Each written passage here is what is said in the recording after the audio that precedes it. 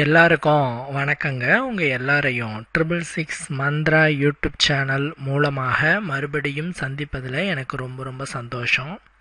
தொடர்ந்து நம்மளுடைய சேனல் வாயிலாக நிறைய ஆன்மீகம் சார்ந்த பல தகவல்களை பதிவேற்றம் செய்து கொண்டிருக்கிறோம். ஒவ்வொரு தகவல்களுமே உங்களுக்கு சிறந்த வகையில் பயன் தரக்கூடிய வகையில் இருந்திருக்குன்னு நாம் நம்புகிறோம்.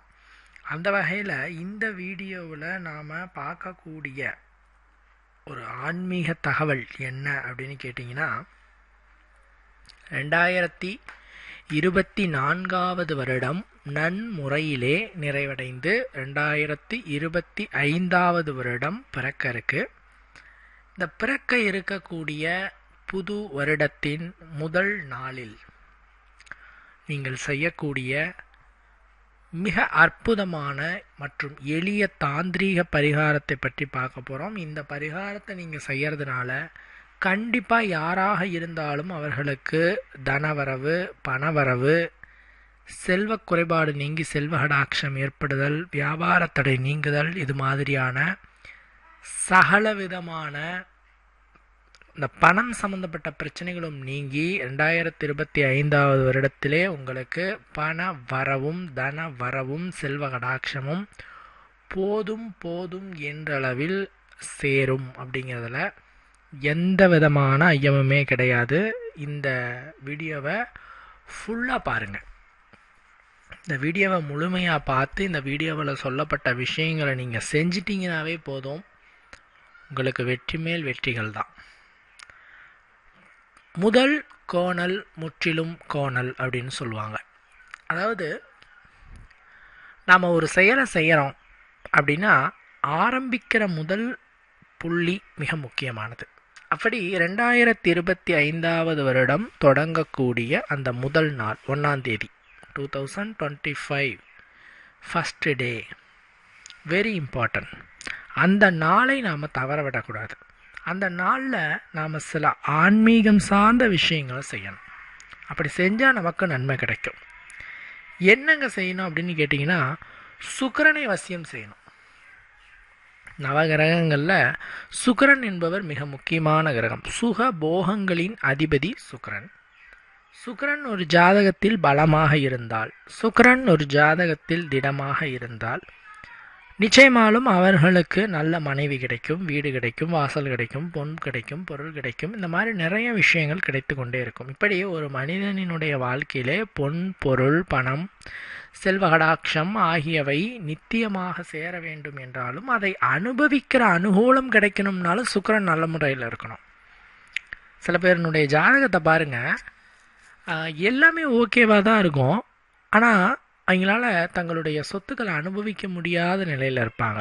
நிறைய இடங்களில் பார்க்க கோடீஸ்வரராக இருப்பாங்க, ஒரு ஸ்வீட் வாயில் போட்டு சாப்பிட முடியாது. எத்தனை கோடி சொத்து இருந்து என்னங்க பிரயோஜனம், ஒரு ஸ்வீட் எடுத்து சாப்பிட முடியலையே, அந்த பாக்கியம் இல்லையே அப்படின்னு சொல்லுவாங்க. இப்படி சுகத்தை கொடுத்து அதனை அனுபவிக்கும் வாய்ப்பினை கொடுப்பவர் சுக்கிரன். சுக்கிரன் சரியானபடிக்கு இல்லை என்றால், ஒரு வேளை இல்லை அப்படின்னா உங்களுக்கு சொத்து இருக்கும், உங்களுக்கு வசதி இருக்கும், வாய்ப்பு இருக்கும். ஏன்னா வசதி, வாய்ப்பு, நகை, நட்டு, இது எல்லாத்துக்கும், தங்கம், இது எல்லாத்துக்குமே மற்றொரு காரகராக வருபவர் குரு. குரு நல்ல முறையில் இருந்துட்டாருன்னா கோடீஸ்வர யோகம் தன்னால் வந்து சேரும். அப்படி குரு நல்ல முறையில் இருந்து கோடீஸ்வர யோகத்தை நீங்கள் பெற்றாலும் கூட சுக்கிரன் கெட்டுவிட்டால் அதை அனுபவிக்க முடியாத சூழ்நிலை வந்துவிடும். அதனால தான் சொல்லுவாங்க, எங்களுக்கு நிறைய கடன் ஆயிடுச்சிங்க அப்படிமா. இன்வெஸ்ட்மெண்ட்டில் இப்போது 1 கோடி ரூபா போட்டு பிஸ்னஸ் ஆரம்பிக்கிறீங்கன்னா 1 கோடி ரூபாய் கடனை வாங்கி போடுறீங்க, அதில் வர லாபத்தை அனுபவிக்க முடியாத சூழ்நிலை தானே வருது கடனை கட்டுறதுக்கு. ஸோ சுக்கிரன் வலுவாக இருக்கணும். அவரை ஆண்டின் முதல் நாளிலேயே நாம் முறையான பிரார்த்தனை செய்து வசியம் செய்து வைத்து கொண்டோம் என்று சொன்னால் ஆண்டு முழுவதும் நமக்கு நன்மைகள் கிடைக்கும். அதுக்கு என்னங்க தேவை? பேரிச்சம்பழம் தேவை. பேரிச்சம்பழம், ஒரு டம்ளர் பசும்பால் ஆகியவை இருந்தது அப்படின்னு சொன்னால் உங்களுக்கு கண்டிப்பாலும் சுக்கிரவசியம் நிகழும். என்னங்க சொல்கிறீங்க? ஒரு டம்ளர் பசும் பாலில் இந்த பேரிச்சம்பழத்தை பயன்படுத்தி சுக்கிரனை வசியம் செய்து இந்த பண வரவை, தன வரவை, செல்வாடாட்சத்தை உண்டாக்கிக்க முடியுமா அப்படின்னா உண்டாக்கிக்க முடியும். இந்த பேரிச்சை என்று சொல்லக்கூடிய இந்த பொருள் இனிப்புச் சுவையினை உடையது. இந்த பேரீச்சை அப்படிங்கிறது சுக்கிரனினுடைய ஒரு அற்புதமான பொருள். மகாலட்சுமியின் பொருளும் இந்த பேரீச்சையாகும். ஏன் சுக்கிரனையும் மகாலட்சுமியும் இணைத்தே சொல்கிறேன் அப்படின்னு கேட்டிங்கன்னா, சுக்கிரனின் அதிதேவதை லக்ஷ்மி. சுக்கிரனின் அதிதேவதை லக்ஷ்மி. ஒவ்வொரு கிரகத்துக்கும் ஒவ்வொரு அதிதேவதைகள் இருக்கிறாங்க. அப்படி பார்த்தா சுக்கிரனின் அதிதேவதை மகாலட்சுமி.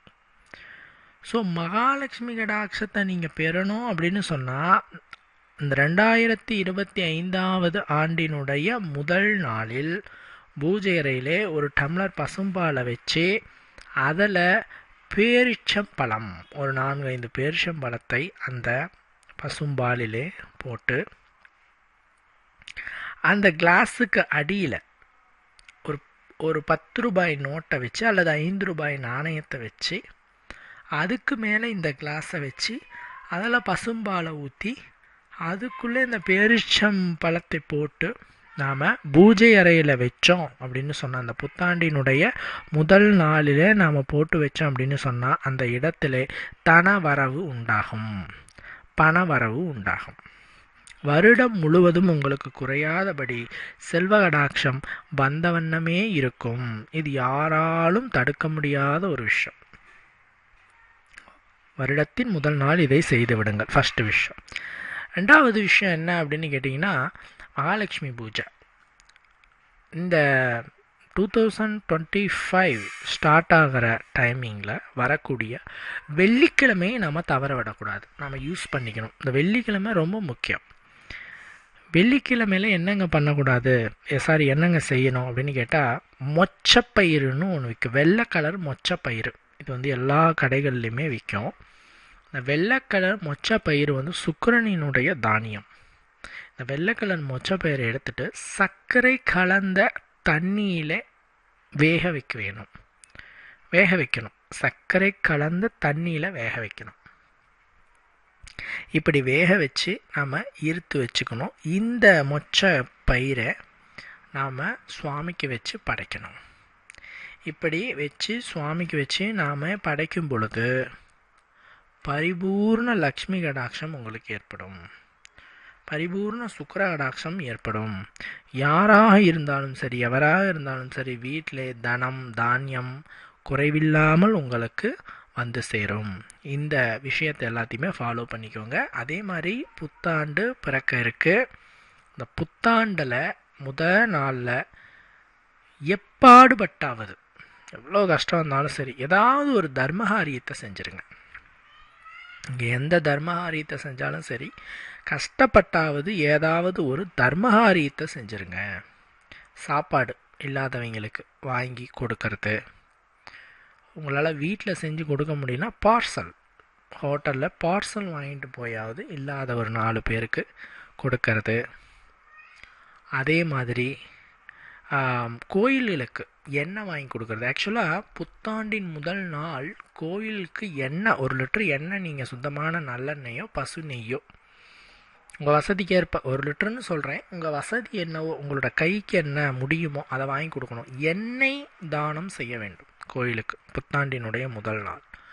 காரணம் என்னங்க அப்படின்னு கேட்டிங்கன்னா, எண்ணெய் தானத்தை நாம் செய்தோம் என்று சொன்னால் வருடம் முழுவதும் நோய் நொடி இல்லாமல் இருக்கலாம்.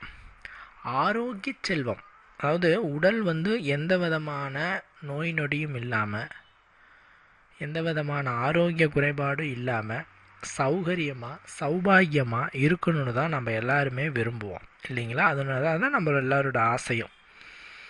ஸோ அது கிடைக்க வேண்டும் என நீங்கள் கருதினால் கண்டிப்பாலும் வருடத்தின் முதல் நாள் கோயிலுக்கு எண்ணெய் தானம் வழங்குங்கள். நல்லெண்ணெயோ பசு நெய்யோ. ஒருவேளை நீங்கள் பசு நெய்யை வழங்கிட்டீங்க அப்படின்னு சொன்னால் ஆரோக்கியமும் சிறப்பாக இருக்கும், செல்வமும் குறைவில்லாதபடி சேர்ந்து கொண்டே இருக்கும். ஸோ வருடத்தின் முதல் நாளை நீங்கள் சரியானபடி பயன்படுத்தி கொண்டீர்கள் என்று சொன்னால் கண்டிப்பாக சொல்கிறேங்க, யாராலையும் தடுக்க முடியாத அளவிற்கு உங்களுக்கு பல்வேறு விதமான யோகங்கள் கிடைக்குங்கிறதுல சந்தேகம் எதுவும் இல்லை. இந்த பதிவு உங்களுக்கு பயன் தரக்கூடிய வகையில் சிறப்பானதாக இருந்திருக்கும் நான் நம்புகிறேன். மற்றொரு பதிவில் சந்திக்கலாம். நன்றி, வணக்கம்.